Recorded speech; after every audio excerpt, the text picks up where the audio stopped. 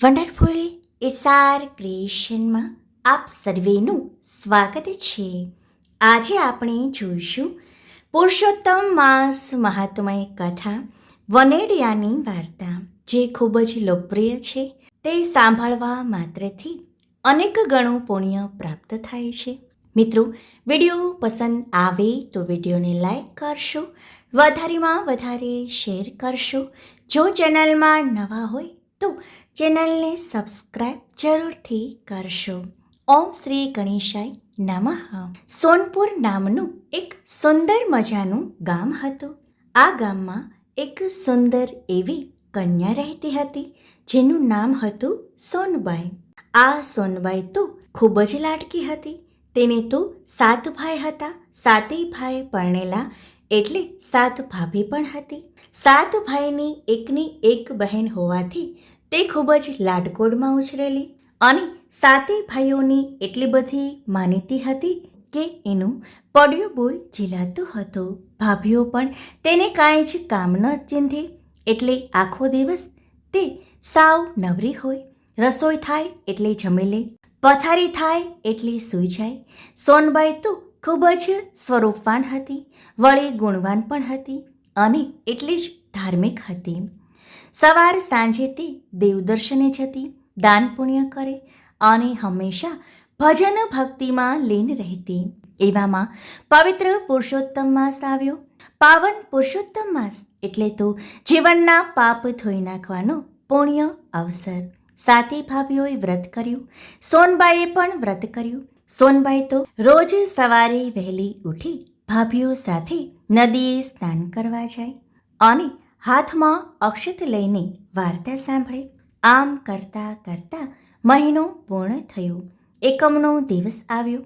7 ભાભી સોનબાઈને કહેવા લાગી કે નણંદબા, ઓ નણંદબા, ચાલો ને વનડિયાની વાર્તા સાંભળીએ. જેણે વ્રત કર્યું હોય તેણે વનડિયાની વાર્તા તો સાંભળવી જ પડે છે, નહીતર વનડિયો નડે છે. આ સાંભળીને સોનબાઈ બોલી કે નારે બાઈ ના, મારે તો મારો પ્રભુ ભલો ને હું ભલી. ગુણ ગાવ તો એક મારા ભગવાનના જ, બીજા કોઈની કથાએ સાંભળવું પણ નહીં અને વાર્તા પણ ન સાંભળવું. મારે તો કંઈ પાપમાં પડવું નથી. ભાભીએ તો સોનબાઈને ખૂબ જ સમજાવી, પણ સોનબાઈ એકની બે ન થઈ. આ જોઈને વનડિયાના ક્રોધનો પાર ન રહ્યો. આ તો વનડિયો દેવ, કોપે તો દાટ વાળી દે અને રીઝે તો રાજ આપી દે, કનડે તો એવું કનડે કે ભલભલા સીધા દૂર થઈ જાય. વનડિયાએ નક્કી કર્યું કે આ કુંવારી કન્યાના કપાળે એવું તે કલંક લગાડવું કે તેનું જીવતર હરામ થઈ જાય, ધૂળ ધાણી થઈ જાય. દિવસ આથમ્યો અને રાત પડી. સોનબાઈ તો પથારીમાં સૂતા છે ત્યારે વનડિયો વેર વાળવા આવી પહોંચ્યો. તેણે તો ભમરાનું રૂપ લીધું અને બારણાની તિરાડમાંથી અંદર પ્રવેશ્યો. ત્યારબાદ તેને તો રૂપના અંબાર જેવું રાજકુમારનું રૂપ ધર્યું. અબેલ છાંટ્યા, ગુલાલ છાંટ્યા, અત્તર છાંટ્યા અને ગુલાબના ફૂલ પાથર્યા. એવી સ્થિતિ ઊભી કરી દીધી કે કુંવારી કન્યાને તો ધરતીજો માર્ગ આપે તો સમાઈ જવાની ઈચ્છા થઈ જાય. સવાર પડતાં જ નાની ભાભી સોનબાઈને જગાડવા માટે આવી. અંદર પગ મૂકતાં જ તેની તો આંખ જ ફાટી ગઈ. એને તો ખાતરી થઈ કે નક્કી નણંદબા રાત્રે કોઈની સાથે રંગરાગ ખેલ્યા છે. એ તો દોડતી ગઈ જેઠાણી પાસે, જઈને બધી જ વાત કરી. પાપડના પલકારે આખાય ઘરમાં ખબર પડી ગઈ અને સોનબાઈને બધા ફિટકાર આપવા લાગ્યા. આવી વાત તો પાંખ વગરના પંખી જેવી ગણાય. વાતો વાત લઈને જાય. સાંજ પડતા તો આખા ગામમાં વાત ફેલાઈ ગઈ અને બધાય સોનબાઈના નામ પર થૂ થૂ કરવા લાગ્યા. આ તો 1000 મોઢાવાળું જગત કહેવાય. આમે બોલી ને તેમે બોલી. સતી સીતાને પણ જો કલંક લગાડ્યું હોય તો આ તો સોનબાઈ હતી. 7 વહુઓ એક થઈ ગઈ અને પોતપોતાના ધણીને વાત કરી. વાતમાં સારી પેઠે મીઠું મરચું ભભરાવ્યું. આ તો આખા કુળનો નાક જાય તેવી વાત. 7ની આંખોમાં તો આગ વરસવા લાગી. ગયા બહેન પાસે અને ત્રાડ પાડીને કહ્યું, સાચું બોલ, કોણ છે તારી પાસે આવનાર? નામ જણાવ તેનું, નહીતર ધડથી માથું જુદું થઈ જશે. બિચારી સોનબાઈ તો સાવ નિર્દોષ હતી. તેણે તો માથે હાથ મૂકીને કહ્યું, મારા પ્રભુના સોગંદ, સપને મેં પુરુષનો વિચાર કર્યો હોય તો અત્યારે જ મારો પ્રાણ નીકળી જાય. જો વિશ્વાસ ના આવતો હોય તો ખુશીથી મારું માથું ઉતારી લો. ભાઈઓ તો વિચાર કરવા લાગ્યા કે હવે શું કરવું, સાંભળેલી વાત પર વિશ્વાસ કરવો કે ન કરવો. ખાતરી કર્યા વગર બેનની જો હત્યા કરીએ તો નરકે જવું પડે. પહેલાં તો વાતની ખાતરી કરવી પડે. સાતે ભાઈઓએ આખી રાત જાગીને ઉઘાડે તલવારે ચોકી કરવાનું નક્કી કર્યું. મધરાત થઈ. સાતે ભાઈઓ તો ઉઘાડે તલવારે આંટા મારે છે.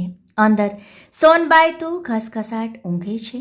મધરાત થતાં જ વનડિયો ભ્રમણનું રૂપ લઈને આવ્યો અને અબીલ ગુલાલ છાંટીને ગુલાબના ફૂલ પાથરવા લાગ્યો. ગુલાબની મહેક આવતા જ સાતે ભાઈઓએ તિરાડમાંથી અંદર જોયું.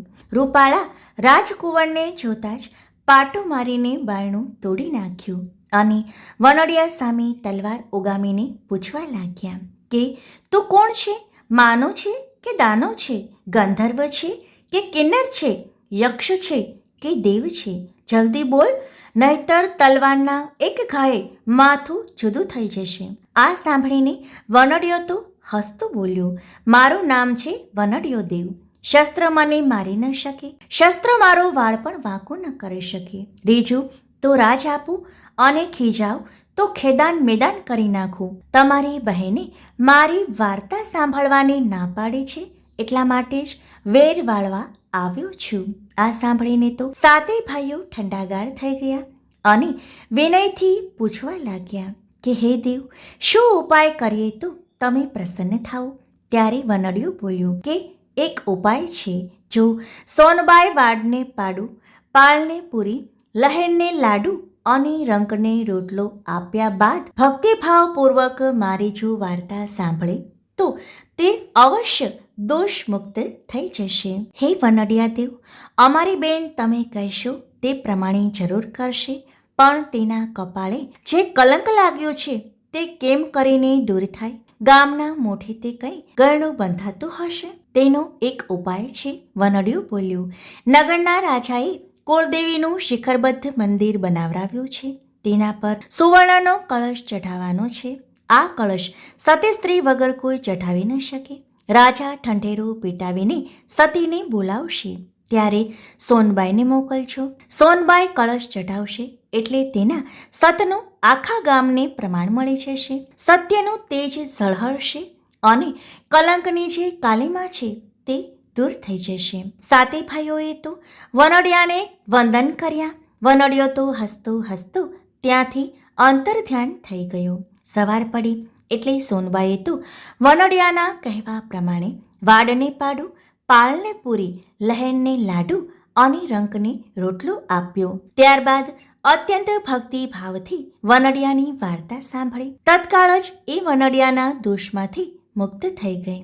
આ બાજુ મંદિરનું કાર્ય પૂર્ણ થતાં જ રાજાએ રાજ જ્યોતિષીને તેડાવ્યા અને તેમને પૂછ્યું કે હે મહારાજ, મંદિરનો કળશ ચઢાવવાનો છે તો તે માટે શું કરું તે આપ કૃપા કરીને જણાવો. ત્યારે રાજ જ્યોતિષીએ શાસ્ત્રમાં ગ્રહ નક્ષત્ર અને તિથિવાર જોયા. ત્યારબાદ કહ્યું કે હે રાજન, કળશ તો સતી સ્ત્રીના હાથે જ ચઢે. જે સ્ત્રી વાવમાંથી કાચા સૂતરના તાંતણે ચાળણીમાં નીર સિંચે અને એ જળ સુવર્ણ કળશને છાંટીને કળશને સ્પર્શ કરે તો કળશ આપોઆપ ચઢી જાય. પણ હે રાજન, આ જગતમાં આવી સતી સ્ત્રી મળવી દુર્લભ છે. છતાં પણ ઠંઢેરું પીટાવી જુઓ, કુળદેવીની કૃપા હશે તો અવશ્ય કોઈ સતી મળી જશે. તત્કાળ રાજાએ તો ઠંઢેરો પીટાવ્યો. ઠંઢેરો સાંભળીને બધી સ્ત્રીઓ એકબીજાના મોં સામે જોવા લાગી. આ તો સતના પારખા કહેવાય. હસતા મુખે અગ્નિ પરીક્ષા આપવાની હોય. જો કળશ ન ચઢે તો ગામ આખામાં ફજેતું થાય. આ બાજુ સોનબાઈ તો સાતે ભાઈ ભાભીઓ સાથે દરબારમાં આવી પહોંચી. રાજાને કહ્યું, હું કળશ ચઢાવીને મારા સતીત્વનું પ્રમાણ આપીશ. આ વાત સાંભળીને દરબારીઓ તો ખડખડાટ હસવા લાગ્યા, પણ સોનબાઈ મક્કમ રહી. બીજા દિવસે સોનબાઈનો ફજેતો અને તમાશો જોવા માટે આખું નગર ભેગું થયું. બધા તો તાળી દઈ દઈને વાતો કરતા હતા કે આજે સોનબાઈના સતીત્વની પોલ ખુલી જશે, તેનો ફજેતો થશે. સોનબાઈએ તો પુરુષોત્તમ ભગવાનનું સ્મરણ કર્યું, તેમજ વનડિયા દેવનું નામ લઈને ચાળણી સાથે કાચા સૂતરનો દોરો બાંધીને વાવમાં નાખ્યો અને નીર સિંચવા લાગી. જોનાર તો અવાક જ થઈ ગયા, બધાની આંખો ફાટી ગઈ. સોનબાઈના સતીત્વનો જય જયકાર થવા લાગ્યો. સોનબાઈએ ચાળણીમાંથી જળ લઈને કળશ પર છાંટ્યું અને જમણા હાથ વડે સ્પર્શ કર્યો. ત્યાં તો તત્કાળ કળશ સડસડાટ કરતો શિખર પર ચડી ગયો. આખું નગર સોનબાઈના ગુણગાન ગાવા લાગ્યું. સત્યનો જય જયકાર થયો. સોનબાઈ સાતે ભાભીઓ સાથે મળીને ગાવા લાગી. વનડિયા તો વનડીશમાં, ભાઈની બેનને કનડીશમાં, કુડા કલંક ચઢાવીશમાં, સતમાં વહેમ જગાડીશમાં. રેજે તો તું આપતો રાજ, બગડેલા સુધારતો કાજ. તું ખીજાય તો વાળે દાટ, ચોદિશ ગુંજે તારી હાંક. તારો વાસ પ્રભુની પાસ, અમે તારા ચરણોના દાસ. પુણ્ય ફળ્યાને પાતક ટળ્યા, પુરુષોત્તમ પ્રભુ આવી મળ્યા. હે વનડિયા દેવ, તમે જેવા સોનબાઈને ફળ્યા, તેવું તમારું વ્રત કરનાર, કથા વાંચનાર, સાંભળનાર સૌને ફળજો.